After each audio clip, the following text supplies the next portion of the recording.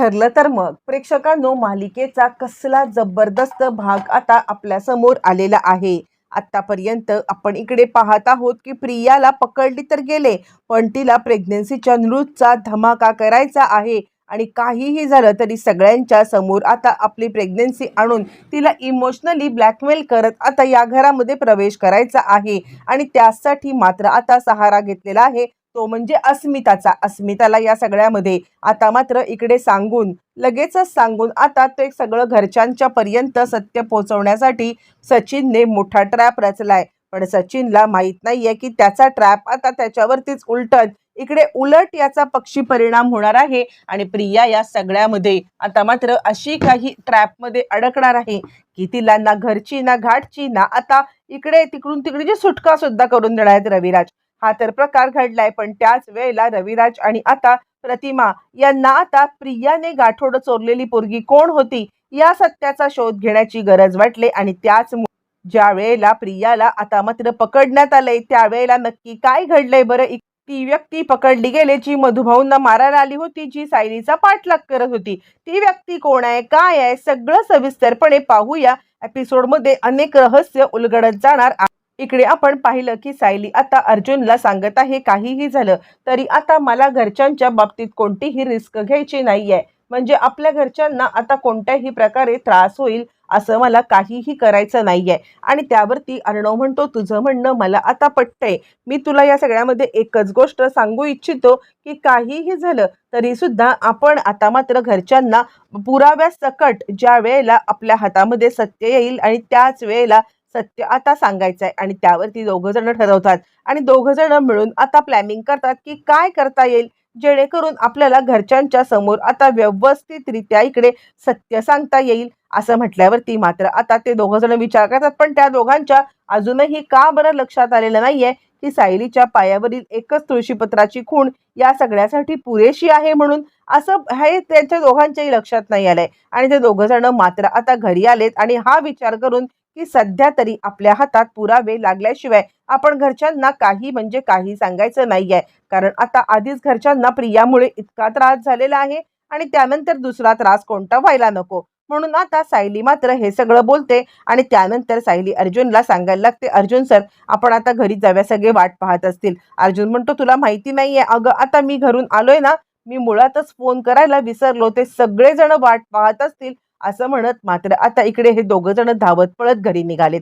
घरी निघाल्यावरती मात्र आता ज्या वेळेला सायली घरी येते त्यावेळेला मात्र आता सगळेजण सायलीला बघून त्यांचा जीव भांड्यात पडतो आणि त्यानंतर मात्र आता सगळ्यांच्या जीवात जीव येतो। इकडे कल्पना तर इतकी घाबरी झालेली असते, पण त्याच वेळेला सायली मात्र कल्पनाकडे न जाता धावत पळत प्रतिमाकडे येते आणि आता ती इतकी मिठी मारते कारण तिला इतक्या दिवसांनी तिची आता आई भेटलेली असते। म्हणजे या सगळ्यामध्ये तिची आई मात्र आता हे सगळं म्हणजे तिच्या आईने तिच्या जवळ भेटावं, आपण प्रेग्नेंट आहोत, आपण आपल्या आईच्या जवळ आहोत, ही भावना तिच्यासाठी फार स्पेशल असते आणि ती मिठी मारते। पण तिचं दुर्दैव असं असतं की ती आता जरी सत्य माहिती असलं तरी तिला डाऊट असला तरी ती कुणाही समोर आता सत्य सांगू शकत नसते। आणि तिचं हे वागण्याचं थोडंसं प्रतिमाला आश्चर्य वाटतं की अचानकपणे आता इकडे सायलीला काय झालंय आणि ती आता म्हणते सायली तू ठीक आहेस ना? सायली म्हणते हो हो हो प्रतिमा, त्या मी खूप खूप खूप ठीक आहे। प्रतिमा म्हणते चला काही झालं तरी सुद्धा सायली घरी आली ना, कुठे होती सायली? आणि त्यावरती अर्जुन सांगायला लागतो ती मंदिरामध्ये गेली होती, मी म्हटलं ना तुला की तिला आता मंदिरामध्ये जायला इकडे म्हणजे असं तिला मंदिरामध्ये जायला इकडे असं तिच्या अस्वस्थ असते ना तेव्हा जात असते। असं म्हटल्यावरती मात्र आता कल्पना सांगायला लागते बाद झालं, आता वरती आराम कर जा बरं तू। असं म्हणत सायलीला वरती आता आराम करण्यासाठी पाठवलं जातं। ज्या वेळेला सायली आराम करण्यासाठी जाते आणि त्याच वेळेला इकडे आपण पाहिलंय की प्रिया सचिनला कॉल करते, काय झालं तू माझं काम केलंस की नाही? म्हणजे मी तर तुला खूपच मोठी टिप दिली होती, आणि त्यानंतर तुला आता सांगितलं होतं की तुझं काम तू आता व्यवस्थितरित्या कर।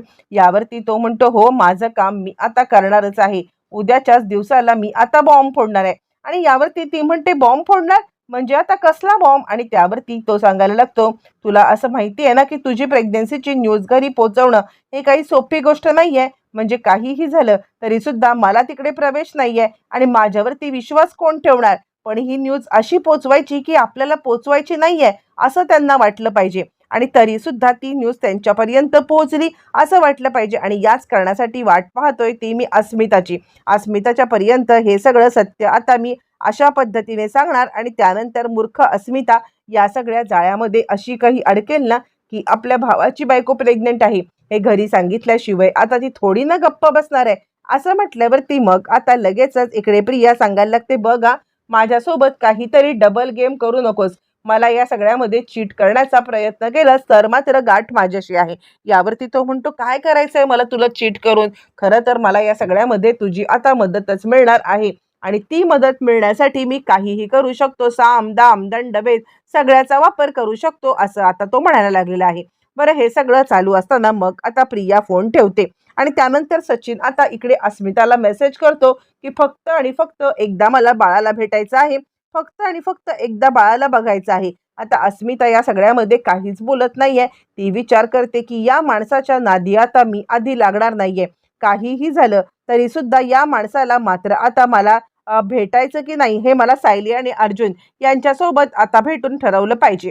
बरं, हे सगळं होत असताना इकडे आता सायली अर्जुन रूम मध्ये आलेली आहे. म्हणजे अर्जुन सायलीच्या रूम मध्ये प्रतिमाकडे चाललेला आहे आणि तो म्हणतो, हे बघ आपल्याकडे अनेक मार्ग आहेत सत्य शोधून काढायचं. आता ह्या दोघांना सोपे मार्ग समजत नाहीयेत. आता सोपा मार्ग म्हणजे अर्जुनने जर का आता तिच्या पायावरची जन्मखुण्याबद्दल सांगितलं असतं तर सायली हो म्हटली असती, किंवा अर्जुन डायरेक्ट प्रतिमाची आणि सायलीची DNA टेस्ट करू शकत होता. आतापर्यंत त्यांनी आता प्रियाची आणि मैनाची DNA टेस्ट केली, प्रिया आणि प्रतिमाची DNA टेस्ट केलेली आहे. इतकं सगळं होत असताना अर्जुनला लक्षात यायला पाहिजे की एक साधी सोपी गोष्ट म्हणजे सायलीची आणि प्रतिमाची या दोघांची DNA टेस्ट करायची, किंवा सायली आणि रविराजांची अशी DNA टेस्ट आता जर केली असती तर एका झटक्यात सत्याचा असा काही उलगडा झाला असता.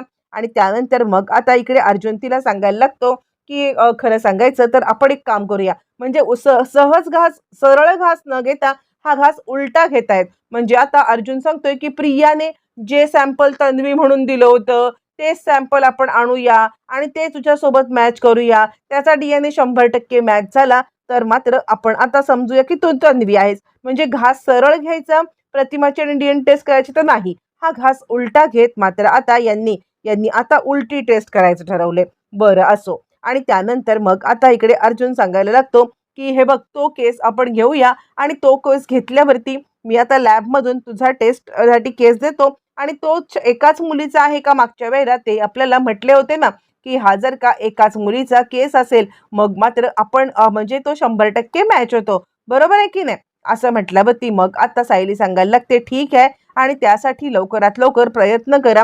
कारण आपल्याला या सगळ्यामध्ये काहीही झालं तरी सुद्धा लवकरात लवकर सत्य समोर आलं पाहिजे. मला आता सतत वाटत आहे की मला या सगळ्यामध्ये इकडे म्हणजे मीच तन्वी आहे. या सगळ्या जुन्या आठवणी मला आठवत आहेत. पण आणि आता हा दोघांचा प्लॅन चालू आहे. बरं, हे सांगत असताना आता इकडे सायली खूपच भावूक होते.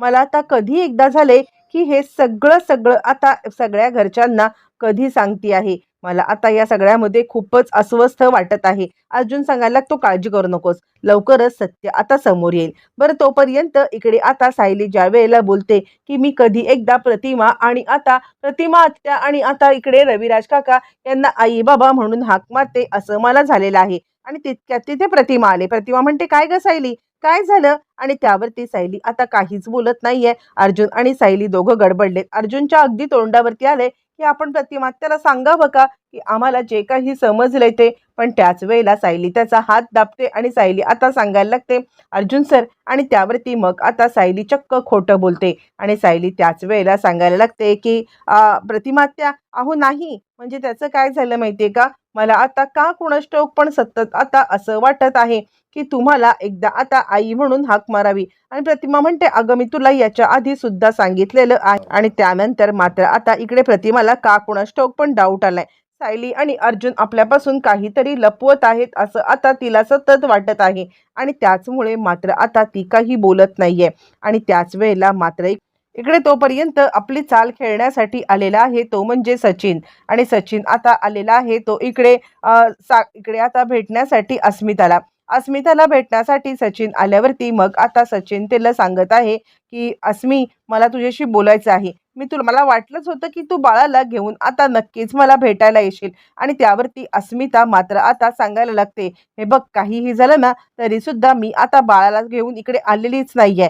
मला बाळाला तुला भेटूच द्यायचं नाहीये. मी फक्त तुला इतकंच सांगायला आलेली आहे, की काही झालं तरी मला पुन्हा कॉन्टॅक्ट करू नकोस किंवा माझ्याशी पुन्हा भेटण्याचा प्रयत्न करू नको." यावरती तो म्हणतो, "ठीक आहे, पण जे काही मी तुला सांगणार आहे ना आणि त्याचमुळे आता इकडे मला तुला म्हणजे जे काही सांगायचं आहे त्या गोष्टी तू एकदा ऐकून घे. मला जे काही सांगायचं आहे ते फक्त आणि फक्त इकडे आता आपल्याबद्दल नसून ते आता अश्विनच्या बद्दल आहे आणि आता प्रियाच्या बद्दल आहे." आणि त्यावरती अस्मिता सांगायला लागते, "काय? काय गरज काय पडले तुला त्या प्रियाच्या बद्दल काही बोलण्याची?" आणि त्यावेळेला मग आता सचिन इकडे सांगायला लागतो, "काय गरज? अगं खरं सांगायचं तर आता प्रिया प्रेग्नंट आहे."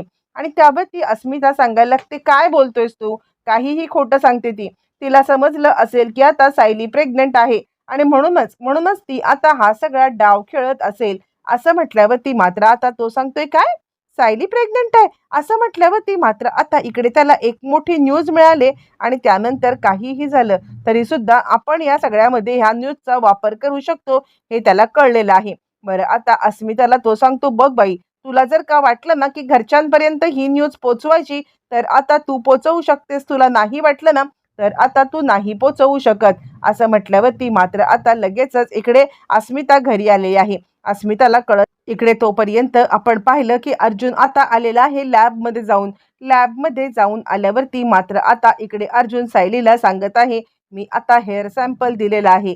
लवकरात लवकर आता सगळ्या गोष्टी एकदाच्या क्लिअर झाल्या ना की मग आपल्यासाठी खूप आनंदाची गोष्ट आहे." आणि सायली सुद्धा खूपच खुश झालेली आहे प्रेक्षकांनो. आणि त्यानंतर इकडे आता अस्मिता घरी आणि आता अस्मिताने दुसरं कुणाला नाही तर रविराज आणि आता प्रतिमाला ही गोष्ट सांगितले. आणि त्याच वेळेला मात्र आता प्रतिमा आणि रविराज यांना आता गोष्ट सांगितल्यावर तिथे दोघं मात्र आता खूप मोठा निर्णय घेतात. काहीही झालं तरी या प्रियाला मात्र आता सोडायची नाहीये. म्हणजे आता ही सगळं खोटं नाटक करती आहे आणि ही गोष्ट मात्र आता समोर आलीच पाहिजे असा विचार मात्र आता इकडे सगळे म्हणजे प्रतिमा आणि रविराज करतायत. आणि त्यानंतर प्रियाला मात्र आता पकडलेली आहे. आणि खोटारडे, काहीही झालं तरी सुद्धा तुझं खोटं आम्ही खपवून घेणार नाहीये. तू प्रेग्नेंट नाहीयेस. आणि त्यावरती ती म्हणते, "नाही बाबा, मी खरंच प्रेग्नंट आहे." आणि त्यावरती रविराज म्हणतात, "खबरदार बाबा बोलायची तर आता मला काही हिंमत सुद्धा करू नकोस." असं म्हणत रविराज मात्र आता चांगलेच चिडलेले आहेत. आणि प्रियाचा हा डाव रविराजांनीच इकडे आता फेल केलेला आहे. रविराजांनी डाव फेल करत मात्र आता अस्मिताला सांगितलंय, "काही झालं तरी घरच्यांना काही सत्य सांगू नको सचिन." आणि अस्मिताचा हा डाव फेल झालाय. आणि पुढील भागामध्ये प्रेक्षकांनो आता इकडे सापडणार आहे ते म्हणजे सायलीचे DNA रिपोर्ट पॉझिटिव्ह येणार आहेत. आणि त्यानंतर खऱ्या अर्थाने सायलीचे DNA रिपोर्ट पॉझिटिव्ह आल्यानंतर मग मात्र आता सत्याचा असा काही भडका उडणार. आणि त्यानंतर आता मात्र रविराज सायलीला स्वीकार कसा करणार पाहणं रंजक